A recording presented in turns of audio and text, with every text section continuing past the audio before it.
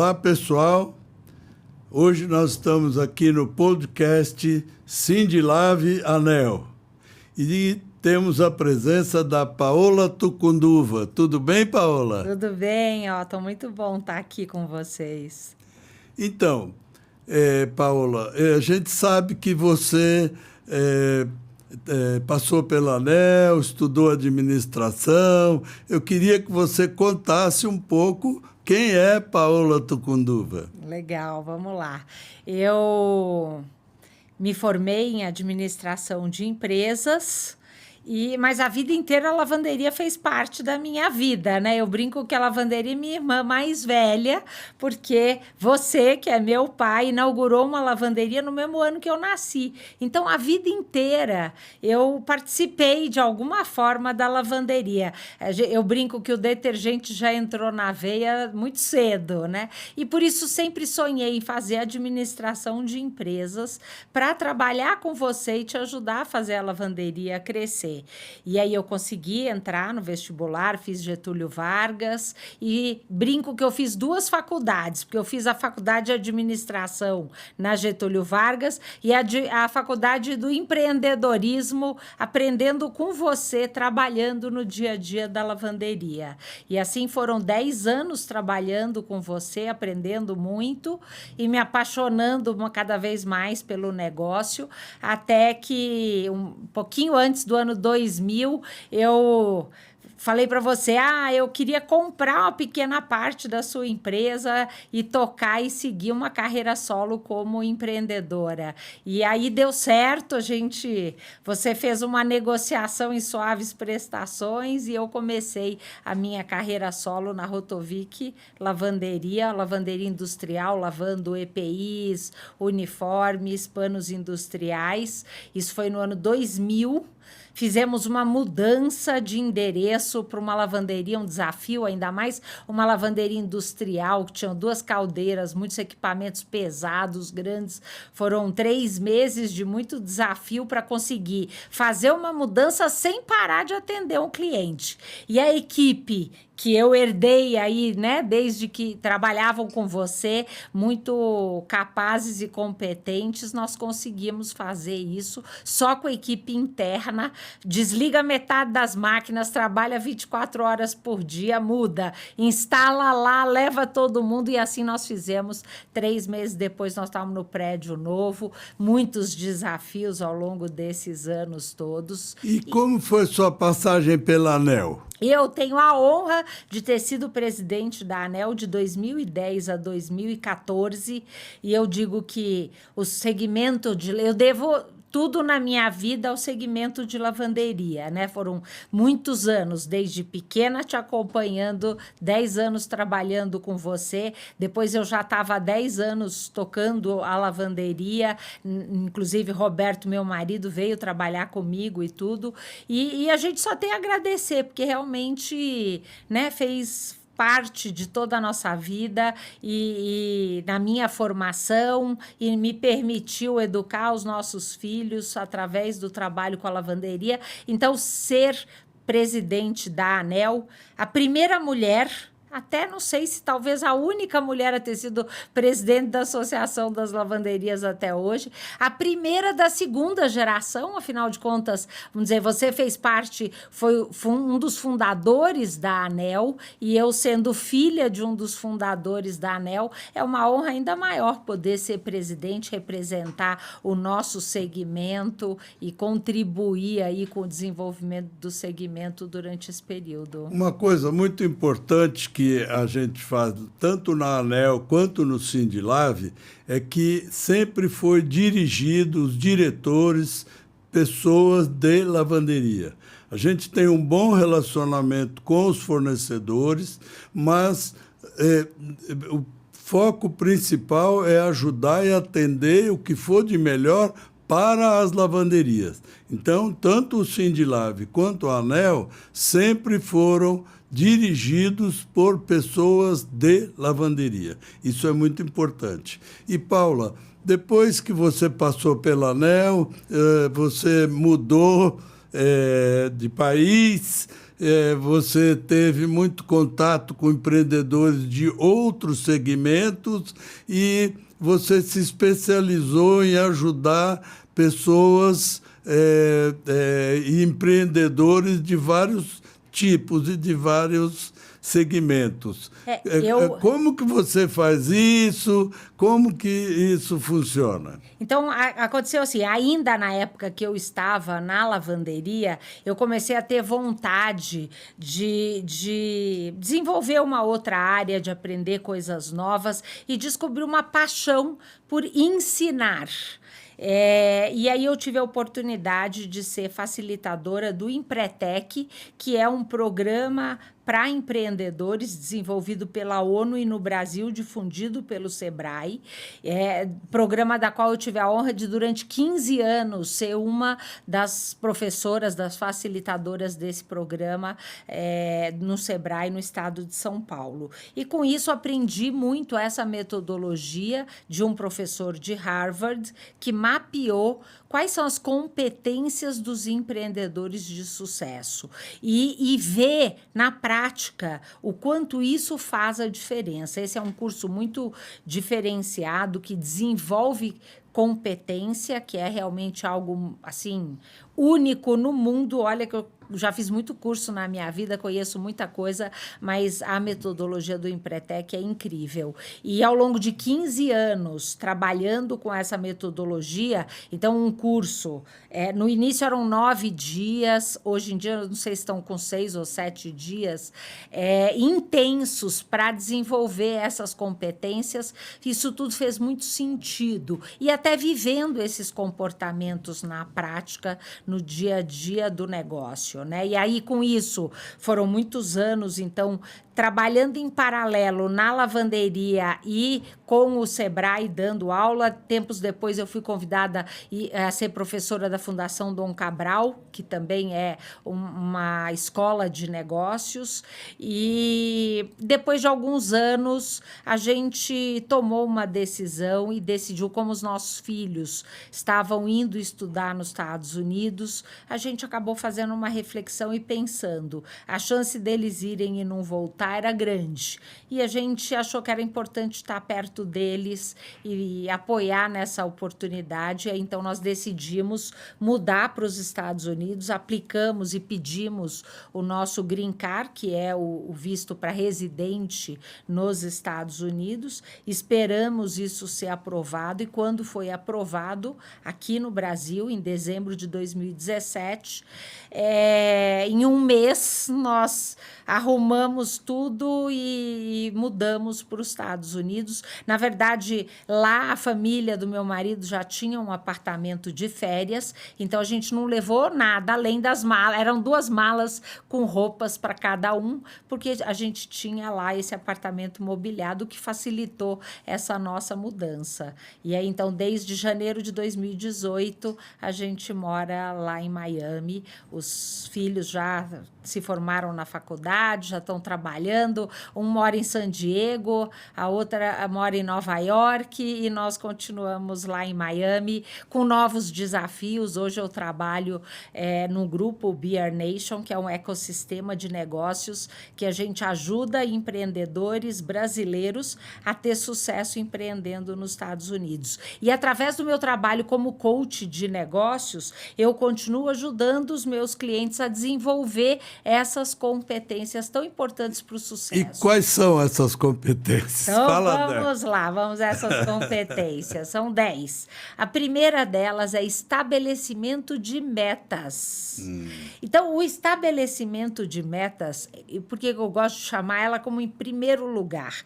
Porque ela é que vai dar a direção. É como se fosse o motor, o vagão motor do trem que vai vindo atrás. Então, é muito importante você ter a clareza da onde você quer chegar com a sua vida a longo prazo, com o seu negócio a longo prazo, médio e curto prazo. Metas muito claras e específicas.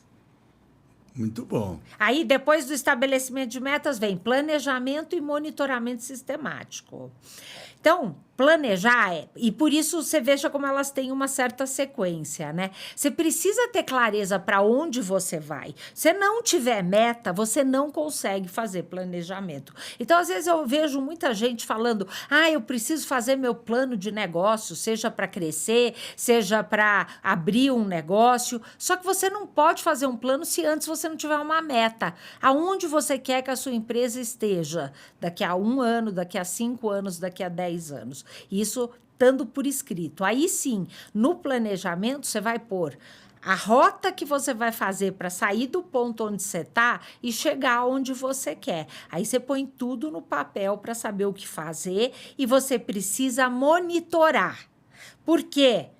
No negócio, assim como num voo de um avião, 80% do tempo o avião está fora da rota, o vento empurra um pouco, vem uma tempestade ou uma nuvem, ou por alguma razão ele vai desviando daquele planejamento. Mas quando ele vai monitorando, ele sabe aonde ele deveria estar e aí então ele vai fazendo os ajustes da rota. Na empresa é a mesma coisa. Então a gente tem que ter os indicadores que vão mostrando e avaliando. Quando eu saio um pouco do planejamento, eu vou reavaliando e vendo como que eu vou ajustar para garantir que eu chego no resultado que eu estou buscando.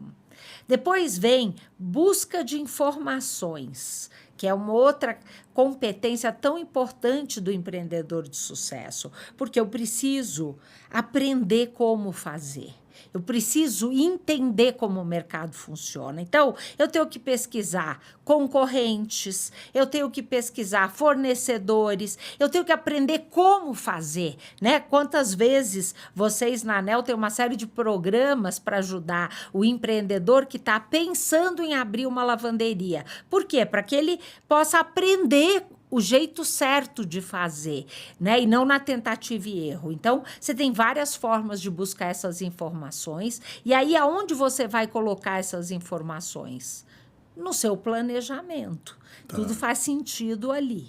Depois disso, vem busca de oportunidade e iniciativa.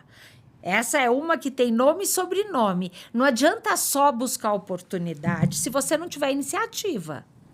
Então, você vai buscar a oportunidade, enxergar oportunidades que te ajudem a acelerar o processo para você chegar naquele resultado. E se você não tiver iniciativa, se você não executar aquela oportunidade, não vai fazer diferença nenhuma no seu resultado. Então, você tem que ter a iniciativa e a acabativa, porque é isso que vai gerar resultado nessas oportunidades. E a grande pergunta é a gente vê muitas oportunidades ao longo do nosso caminho.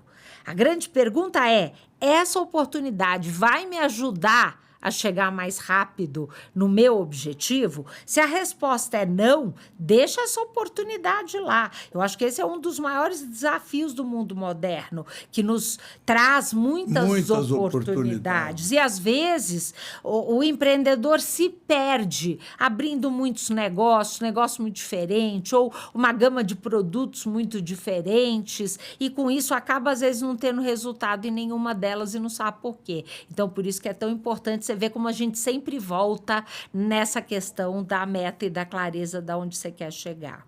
Aí a gente vai para a próxima, que é exigência de qualidade e eficiência. Então, assim, um produto de qualidade, um serviço de qualidade, no mundo de hoje é essencial. Se não tiver uma qualidade, a pessoa vai embora. Agora, um detalhe importante, né? Quem define qual é a qualidade ideal para o seu produto ou para o seu serviço? Você que está aí nos ouvindo, quem que você acha que define qual é esta qualidade? É o nosso cliente. E vou te dar um exemplo para isso ficar bem claro, porque que às vezes as pessoas acabam se atrapalhando nesse item. Vamos pegar uma cafeteria, ok? Vamos imaginar que nós vamos abrir uma cafeteria na rodoviária do Tietê. Para quem não conhece, rodoviária Tietê, principal rodoviária daqui de São Paulo, uma rodoviária super movimentada. As pessoas vão para uma rodoviária normalmente na hora de pegar seu ônibus. Então, estão com pressa, estão correndo. Se ela parou para tomar um café, o que que é um bom café para essa pessoa que está na rodoviária do Tietê? Tem que ser rápido, né? Percebe? O cafezinho tem que ser rápido. Claro que ele tem que ter uma qualidade boa, mas normalmente quem está viajando de ônibus é porque não está querendo gastar muito. Pode até ter muito dinheiro, mas não está querendo gastar. Então não pode ser um café premium, carésimo. Então, se a gente abrir uma Starbucks, que é um café caro, lá na rodoviária do Tietê, será que vai dar certo? Não vai. Por quê? O café demora. Você passa no caixa, paga, até o cara entra na fila, até ele tirar na máquina de expresso, não sei o que, além de ser um café caro. Se você pega uma loja de café simples, mas que ele usa um bom pó de café, aquelas máquinas que padaria usava antigamente, pode ser no copo americano, mas um copo limpinho, o café tá fresquinho, quentinho, em 2 segundos o cara pôs o café ali e entregou para a pessoa um bom café. O café já está pronto, né? Percebe? O café está pronto, mas tem que ser um pó de qualidade. Claro que ele não pode estar ali há 20 horas parado naquela máquina. Ele sabe fazer a quantidade para que a cada 2, 3 horas ele esteja refazendo aquele café, mas é uma coisa muito rápida, é um custo bom. Então, a qualidade vai depender muito do seu cliente. A gente tem que tomar cuidado, porque às vezes eu fico num local com uma clientela tentando entregar algo premium e depois eu não sei por que o meu negócio fracassa e eu não tenho resultado. Junto com qualidade tem que vir a eficiência, que é entregar a tempo com um custo compatível com o mercado. Por isso que elas vêm juntas. Aí a gente vai falar da próxima competência, que é correr riscos calculados. E eu sempre brinco, você que está me ouvindo, você conhece algum negócio sem risco?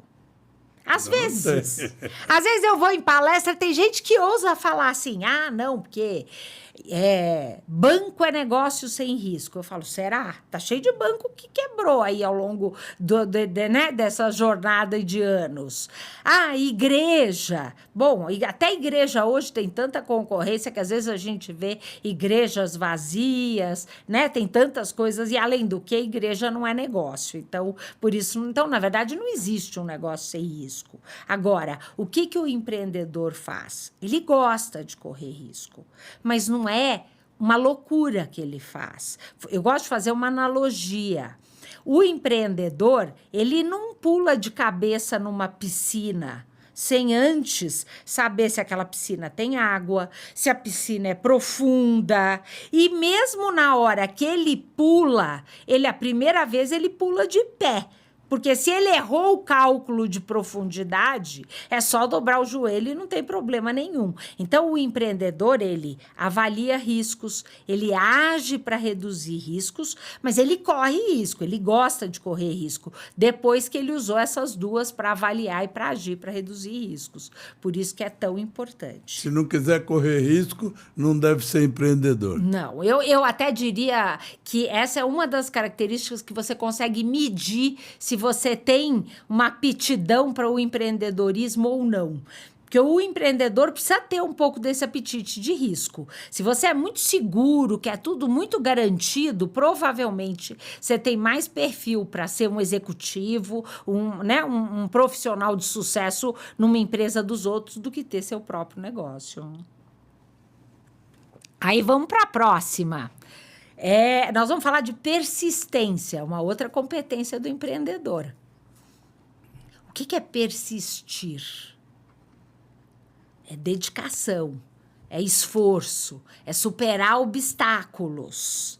Agora, o mais interessante é que persistência também é flexibilidade. Olha que interessante. Por quê? Se você for pensar bem, tem uma diferença entre persistir e teimosia. E o que te ajuda a perceber se você está sendo persistente ou se você está sendo teimoso? Se você está vamos dizer, com a persistência a atingir o seu objetivo, você está sendo persistente. E você está vendo que uma determinada estratégia não está te levando àquele objetivo, você muda a estratégia, não o objetivo. Você muda a estratégia. Agora, se você está vendo que aquela estratégia não está te levando aonde você quer, e você insiste em ficar ali, você está sendo teimoso. Percebe? Então, a persistência é no objetivo e não no caminho. Se precisar, você faz uma mudança na rota para garantir que você chega naquele resultado. Paulo, eu tenho até um momento da minha vida que aconteceu isso. Que eu fiz a lavanderia muito jovem e tive muita dificuldade no começo. Então, algumas pessoas me falavam, você é muito teimoso, você é muito teimoso. Quando começou a dar certo, as pessoas começaram a me chamar de persistente. Perfeito. Então, eu aprendi que o persistente é um teimoso que deu certo. Porque se você está teimando, mas está conseguindo ver o resultado e ir para onde você quer ir, os outros podem achar que você é teimoso, mas você está persistindo. Deu certo, você é um teimoso que virou persistente. Esse é o ponto. E a gente vai chegar nisso aí que você falou um negócio super importante que já vem aí mais para frente. Mas antes de chegar nesse outro ponto da questão do barulho do que os outros falam, vamos falar um pouquinho de comprometimento, que é uma outra competência.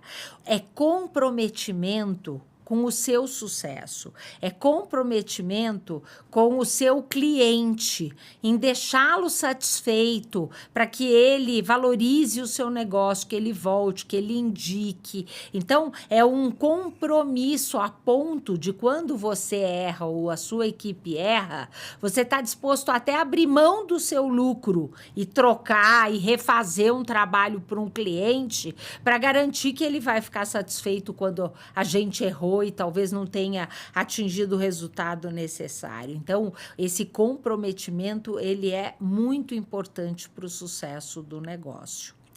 E aí, a gente vai entrar em próxima competência, é persistência e rede de contatos. Não, persistência não.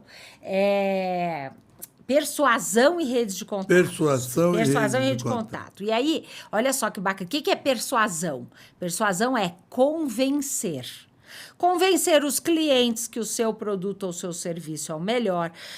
Convencer fornecedores, porque às vezes tem fornecedores tão grandes que você tem que convencer eles para atender a sua empresa. Você pode ser um bom cliente. Convencer, eventualmente, sócios, bancos, se você está buscando um empréstimo em algum momento estratégico por alguma razão. Então, a persuasão é fundamental. E ela vem junto com rede de contato. O que é rede de contato? E aqui eu acho que é um parênteses e uma reflexão importante. Porque já deram até nome chique para rede de contato, né? Networking. Você tem que fazer networking. Tem que ir em evento, tem que ter cartão, tem que ir no seu... Eu falei, será? Adianta você ir para um evento, para uma feira, distribuir um monte de cartão, receber um monte de cartão, catálogo que você passou em todos os estandes da feira, aí você chega no seu escritório, abre a gaveta da sua mesa, joga tudo aquilo ali dentro e fecha. E só vai olhar para aquilo de novo no ano que vem? Isso não adianta nada. Isso não é formar rede de contato. Né? Isso não é competência de rede de contato. A competência do empreendedor de sucesso, ele vai para um evento, primeiro, com um objetivo claro. Então, também, talvez, não precise andar uma feira inteira, porque quando ele tem objetivo, ele sabe quais são os estandes e as pessoas que ele está buscando dentro daquele ambiente. Aí, com essas pessoas, você vai dedicar tempo. Você vai entender, você vai ouvir o que a pessoa quer, como que ela pode te ajudar, mas também como você pode ajudá-la. Você vai anotar tudo isso e no dia seguinte você vai fazer um follow-up. Você vai pôr na sua agenda e de tanto em tanto tempo, de alguma forma, manter o contato com aquela pessoa. Você lê um artigo e você lembrou da pessoa, você manda aquele artigo, porque aquela coisa que só quando você precisa, você procura a pessoa vai indo, ela começa a se sentir usada. Ninguém gosta de se sentir usada. As pessoas gostam de se sentir úteis e estão até dispostas a te ajudar, mas elas querem sentir que você genuinamente se preocupa com elas, que não está olhando e preocupado só com os seus interesses. E aí sim, você associa o convencimento com as pessoas certas para gerar resultado, para te ajudar a chegar no seu objetivo. E para a gente fechar essas 10 competências, a gente vai vir na independência e autoconfiança. E aí, olha que interessante, porque que essa é a última, eu gosto de deixar isso bem claro. Porque a autoconfiança não é nada de livro de autoajuda, é algo muito importante. Mas como é que você constrói uma autoconfiança? Praticando as outras 9 competências antes. Se você tem uma meta clara, você faz um planejamento, busca informação para alimentar esse planejamento, aproveita as oportunidades com iniciativa, corre riscos calculados, tem um produto ou um serviço de qualidade e eficiência, é persistente, tem comprometimento, utiliza a persuasão, construindo uma rede de contatos que realmente gera bons negócios, você automaticamente começa a se sentir confiante. Por isso que quando você até comentou, né? As pessoas achavam que eu estava louco, que eu era teimoso, mas eu estava vendo que a gente estava evoluindo, eu sabia para onde a gente ia, então, para mim, isso tudo estava claro. Então, como você tinha praticado essas competências, você sabia que estava sendo persistente, que estava no caminho certo. E aí vem a independência. Não dê ouvidos a todo mundo. Por quê? Quando você fala que você vai abrir um negócio, vai criar um produto novo... Tem sempre alguém que fala, você tá louco. Nessa crise, é pandemia, é concorrência, é a política. Agora, se você tem clareza do objetivo, buscou informações, fez um bom planejamento, avaliou concorrência, avaliou os riscos envolvidos, você praticou tudo isso, você sabe que você está no caminho certo. Aí, nessa hora, você tampa o ouvido e segue em frente. Por quê? Porque ninguém de fora vai pagar suas contas, vai cuidar da sua vida. Agora, você que tem que estar confiante e ter essa clareza, entende? Porque se você não acreditar que você está no caminho certo, aí você começa a ouvir essas vozes e você vai desistindo, né? Por isso que é tão importante você ter essa prática dessas competências. E aí eu ousaria dizer uma coisa, todos nós, empreendedores normais, a gente pratica parte dessas competências, não todas. Segundo a pesquisa do Dr. David McClellan, que foi o pesquisador da ONU que chegou nesse mapeamento dessas competências, só 3% da população vamos dizer, o que a gente chama de empreendedor nato, que pratica todas essas competências sem precisar pensar, só 3%. Isso significa que a outra parcela dos empreendedores, nós temos algumas dessas competências que a gente tem que desenvolver mais ou menos. Então, a minha dica para você é, lista as 10, para refletir e se dê uma nota de 0 a 10 em cada uma delas. E aquelas que estão mais fracas são aquelas que você conscientemente precisa começar a praticar mais. Verdade. Faz sentido? E quais são as 3 que você consideraria mais importantes? Bom, não preciso nem falar, né? A primeira delas, estabelecimento de metas. É o motor de tudo. Se você só tiver estabelecimento de metas, ele tem uma força tão grande que intuitivamente ele já vai alavancando os outros. O duro é que nós brasileiros, essa é uma das nossas características piores. Eu já trabalhei essa metodologia, essas competências, em mais de 2.000 empreendedores ao longo aí dessa jornada. E nesse curso do Empretec, antes de você entrar para o Empretec, você faz uma entrevista. Nessa entrevista, o especialista, ele vai medindo, te dando uma nota de cada uma dessas competências. E eles passam para a equipe de facilitadores essas notas. Então, quando a gente pega uma turma de 20, 30 empreendedores, a gente sabe a nota de cada uma dessas 10 competências de cada um deles. Sabe qual é a competência mais fraca aqui no Brasil? Estabelecimento de metas. A gente não tem clareza das nossas metas. E pior, às vezes acha que porque eu tenho uma vaga ideia de onde eu quero chegar na minha cabeça que eu tenho meta. Eu tenho sonhos. Sonhos não são meta. Sonhos são semente de meta. Mas para transformar um sonho em meta é trabalho. Começa que você tem que ter essa meta por escrito. O simples fato de você escrever uma meta aumenta em 60% a sua chance de sucesso. Então, olha a importância. Eu costumo falar que escreveu, aconteceu. Escreveu, aconteceu. Adorei. Vou adotar isso a partir de agora. Porque é pura verdade. Então, e para você escrever uma meta, eu gosto da metodologia do SMART. SMART vem da palavra inteligente, esperto em inglês. Tem 5 letras. Cada uma dessas letras te lembra um dos passos para você transformar o seu sonho numa meta forte. Então, vamos lá. O S. No inglês, specific, que é específico. Seja específico. A meta tem que ser específica. Vou pegar um exemplo bem claro. Eu quero comprar uma casa, um apartamento. Não pode ser casa ou apartamento. Tem que ser, eu quero comprar um apartamento de 250 metros quadrados, naquele bairro, com tantos quartos, vai ter suíte, não vai ter suíte, tem sala, tem varanda gourmet, não tem, é uma garagem, é 2, o prédio vai ter área de lazer ou não. Isso é especificar. Isso é especificar. Tá? Essa é só a primeira parte da meta. Aí vamos para a segunda, que é o M, de mensurável.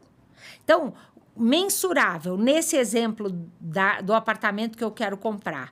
Quanto custa esse apartamento? Quantos metros quadrados tem esse apartamento? Quantos quartos tem? Vamos dar um exemplo de empresa. Quanto eu quero faturar nesta empresa? Quanto eu quero de lucro? Porque esse é outro detalhe importante. Eu canso de ver empreendedor que põe meta de faturamento e alcança. Só que piora o lucro, não tem lucro nenhum. O que adianta você dobrar o seu faturamento sem lucro? É pior ainda, quebra a sua empresa mais rápido. Então, você tem que pôr a meta de faturamento e desse faturamento quanto que é lucro. E você vai medindo os dois, por isso que é importante. Então, mensurável. Aí a gente vem com o A de atingível. Uma meta, ela tem que ser... Tem que ter um desafio. Se for fácil demais, aquelas pessoas que viram para mim e falaram assim, a minha meta é comprar um carro. É? Por quê? Como é que é? Não, porque eu tô com dinheiro no banco, então eu tenho que comprar um carro. Eu falo, isso não é meta. Isso aí só tá faltando é ação, porque o dinheiro já tá no banco, o que faltou foi execução, isso é uma tarefa, ir na concessionária comprar seu carro. Meta é aquilo que você hoje ainda não consegue, você vai ter que fazer uma série de ações para chegar lá. Agora, também não adianta pôr uma meta impossível, ainda mais se for uma meta de médio e curto prazo. Então, fomos no terceiro passo da meta. Aí vai vir o R de relevante. Relevante é o significado pessoal. Por quê? Qual é o propósito de você atingir isso? Seja para a compra do apartamento, seja para o crescimento da sua empresa. Quer dizer, como que isso toca o seu coração? Por que isso vai te trazer realização, satisfação? Isso é a alavanca que vai te dar forças. Vai ser fácil atingir essa meta? Nada fácil. Porque o mercado muda, o concorrente vem e te ataca, um monte de coisa que você planejou não sai do jeito que você gostaria. E você vai ter que ter muita força para superar isso e continuar atingindo a sua meta. E é através desse propósito, desse significado pessoal, que você vai tirar força extra para esses momentos que você tem que se desdobrar. E para fechar, vem o T, tempo. Tempo é data. Dia, mês e ano que você quer chegar nessa meta. E aí tem um detalhe que é super importante, que é o seguinte. Tem muita gente que fala assim, daqui a 5 anos eu quero comprar esse apartamento.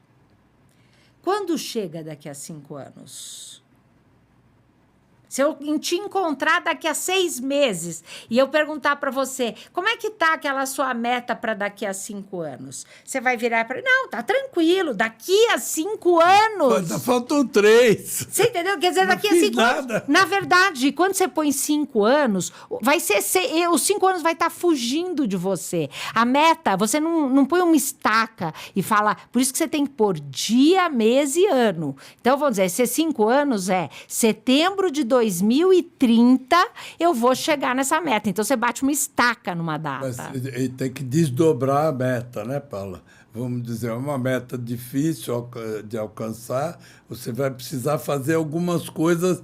Esse ano eu preciso juntar tanto de dinheiro, no outro ano eu preciso vender o meu apartamento menor, eu preciso desdobrar a meta muito grande em metas menores. Né? E, na verdade, você vai fazer um planejamento, que é listar as ações que eu tenho que realizar para alcançar essa meta. Eu até desenvolvi uma ferramenta, é uma página inspirada na meta OKR que o Google usa, que é Objective Key Results. Então, você tem um grande objetivo e você define 3 resultados chaves que você vai alcançar, que vão te ajudar a levar naquela meta. E dentro de cada um desses key results, você coloca 3 ações mais importantes que você vai fazer, vamos dizer, com disciplina ao longo desse tempo para garantir que você chega lá. E aí, óbvio, que o segundo, o que é? É o planejamento e o monitoramento sistemático. Por quê? Porque é isso. Você traça a meta, só a meta. Tudo bem que escrever ajuda, porque inconscientemente seu cérebro começa a te ajudar a fazer pequenas coisas, mas só isso não é 100%. Mas quando você associa a meta com o planejamento e com a execução desse planejamento, o monitoramento significa que você coloca indicadores e que você vai medindo o resultado que você está tendo e ajustando as ações que você vai fazendo. Lá no Google, essa ferramenta do OKR que eles usam, eles fazem reuniões semanais baseadas só no OKR. Então, de tudo que você planejou para fazer essa semana, o que você fez, o que deu certo, o que não deu, quais são as ações que você vai reajustar, e com isso eles atingem o resultado. E eles até fazem metas de 3 meses, coisas de curto prazo, para ir executando e alcançando esse resultado. Mas você tem que medir. Se você não põe indicadores e não vai vendo se você está chegando ou não, você não sabe. É o que você falou. Se eu sei que eu tenho que ter 300 mil reais para comprar um apartamento, para dar uma entrada num apartamento, se você ano a ano não olhar lá no banco e não tiver 100 mil, daqui a 3 anos você não chega nos 300 mil, entendeu? Então, por isso que você tem que ir monitorando. Aí não adianta chegar na véspera e falar, não deu, não consegui. Na verdade puxa, esse ano, em vez de juntar 100 mil, eu juntei 50, porque foi um ano difícil. Bom, então nos próximos 2 anos, eu vou ter que compensar, vou ter que fazer 125 e vou quebrar a cabeça se eu precisar criar um novo serviço, uma nova fonte de renda. Eu começo a pôr a cabeça para funcionar, para recuperar o que não deu esse ano. E qual é o terceiro? E o terceiro é correr riscos calculados, que na minha visão é fundamental para o empreendedor. Primeiro, até para medir sua força empreendedora, o quanto você gosta de correr riscos. Em alguns casos de pessoas que têm perfil muito arrojado de correr riscos calculados, gosta de correr risco calculado, você tem que executar a avaliação de risco e agir para diminuir o risco. E se você for muito seguro, não faz nada se não tiver certeza absoluta que as coisas não vai ter problema nem nada, você tem que exercitar se colocar em situação de risco. Agora, claro, eu vou pegar esse copo e vou pôr na pontinha aqui. Bom, o copo pode cair. Bom, mas se cair, quebrar ou cair a água, eu não vou morrer por conta de um copo, eu não vou quebrar, não vai arrancar meu dedo porque o copo vai cair no chão. Então, você faz essa avaliação, mas você vai lá e põe o copo na beirinha, porque senão você não vai exercitar esse correr risco calculado. Paula, e a gente sabe que você é coach.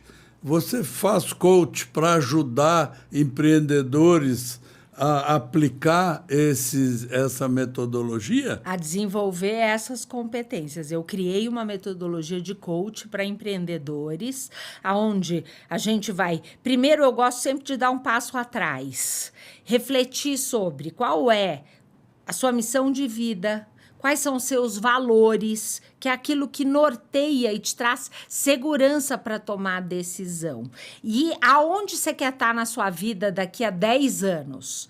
Aí que a gente chegou nesse tripé fundamental para o seu sucesso, aí sim nós vamos traçar uma meta para a sua empresa daqui a 2 anos, vamos desdobrar num roadmap o que você tem que atingir a cada 6 meses para garantir que daqui a 2 anos você vai estar lá, e a gente pega essa primeira etapa dos 6 meses, desdobra num plano de ação e trabalha as competências que você precisa para realizar aquilo. E com essa metodologia, eu tenho a satisfação de ter muitos clientes que atingiram as metas. Eu tenho clientes que já estão na 4ª rodada de coaching comigo, porque já atingiram as metas dos processos anteriores, e aí já quer um novo processo para traçar a meta daqui a 2 anos. E, Paula, você morando nos Estados Unidos, consegue fazer coach de pessoas que estão no Brasil? Consigo. Eu faço coaching online, que funciona muito bem com a ferramenta do Zoom,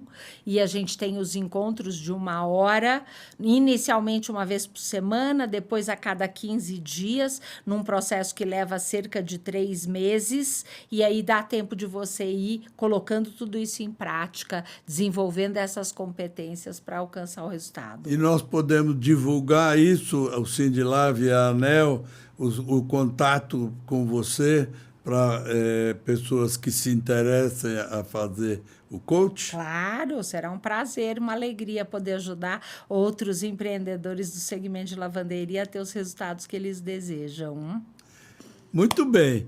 A gente teve um podcast bem focado nas competências. Um dos objetivos da ANEEL e do SindLav é ajudar as lavanderias. Esse é o grande objetivo, aliás, e são várias etapas, né? Nós podemos falar algumas técnicas, nós podemos falar de tecnologia, de remoção de mancha, de como lavar, mas também queremos falar o como organizar tudo isso para que vocês tenham sucesso. Esse foi o objetivo do nosso podcast de hoje.